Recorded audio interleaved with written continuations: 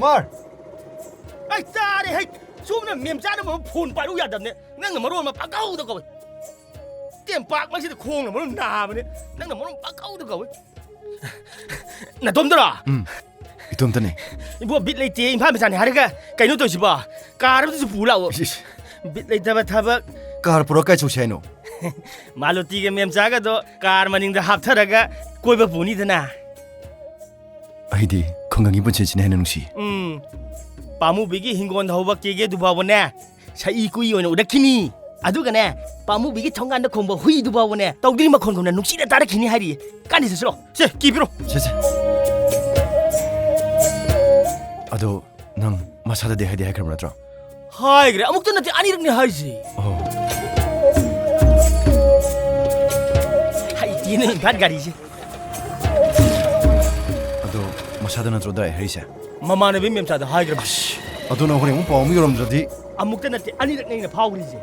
Ado masadra ba. Mama ne bim memcha da phau bani da. As. Ado mongon da mu yom dadi.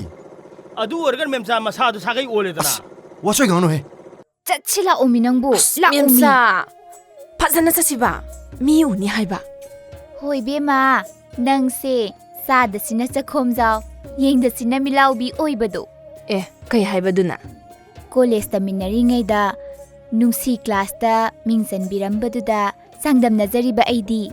Adui nate. Last year ki class to ma di khara ya hodri. Aingonda ki notebook wai khraga aduga letter am yepsalaiba. Is ngahan khaidi khangan bide haizari ba. Idea zadabane. Yadabagi letter han bikhraboy be mabo. Adudi nate. Yadabi nang unaba laktawri. Kamdau tarige. Ha. Aibu nungsibino haisira memsa. Is haibabu ngamjagadro. Khangde. Ai ngamgadra khangde. Nangam ta haidok pigera. Tasengna nungsidraba ba haidokhroro. Ha, memsa. Magi maramdane. Aigi kokse. Ngayakta pothaba ngamde. Adubu mane imphal macha. Aina khungang macha. Sales yam paibe imung ne hai. Is nangdi ayong na thigal uraba haisa. Ado ina ti memsa. Moige lekai punba.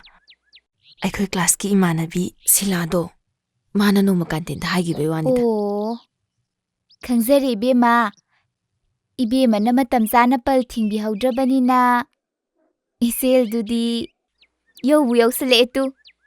Ada lere tu. Memsa kumain tong Haima. Koi na toy dubo. Sir.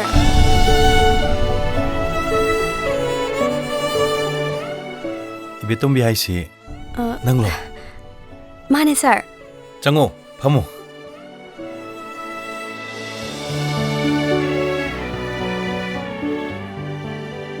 Sir, office da sir na head oiduna laibirame tawrise. Punamak lagi nong dongak tani. Ado sir, kainomta. Koi college pulakhiba nangi namani misingdudi kamai tongnari. Sir, mahay ngahinari hay tare. Kaino haisibo? Sir, nupi na layga changdam naribani na lay na ngay doy se. Koy mo tare da na.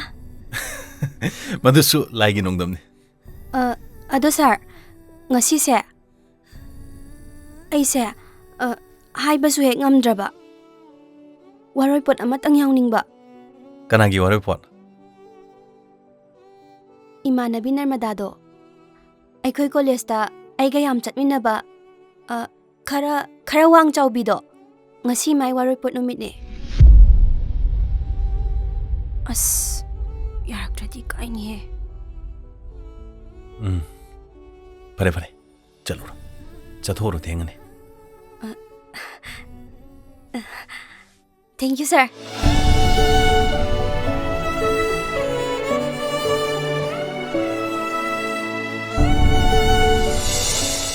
Aiburaga nakhoi namana singna photo na ngangnaraga hek no wi kari haini no Aidi khangdina hayeng khangjaba yagadro class or mani changas lao ꯑꯩꯒꯤ ꯋꯥꯍꯪꯗꯨꯒꯤ ꯄꯥꯎꯈꯨꯝ ꯂꯩꯕꯤꯔꯕ꯭ꯔꯥ? ꯐꯣꯇꯣꯒꯤ ꯍꯥꯏꯕꯗꯨꯔꯥ? ꯍꯣꯏ. ꯑꯁꯤꯕꯨ ꯈꯪꯗ ꯃꯥꯜꯂꯦ. ꯑꯩꯗꯤ ꯇꯁꯦꯡꯅ ꯈꯪꯖꯗꯕꯅꯤ. Photo ꯍꯥꯏꯕꯗꯤꯅꯦ, ꯁꯣꯝꯒꯤ ꯐꯤꯖꯣꯜꯗꯣ ꯅꯣꯡꯃꯇꯁꯨ ꯍꯣꯡꯕ ꯎꯗꯦꯗꯅ, ꯑꯗꯨꯒꯤ ꯍꯣꯡꯗꯕ ꯍꯥꯏꯕꯅꯤ.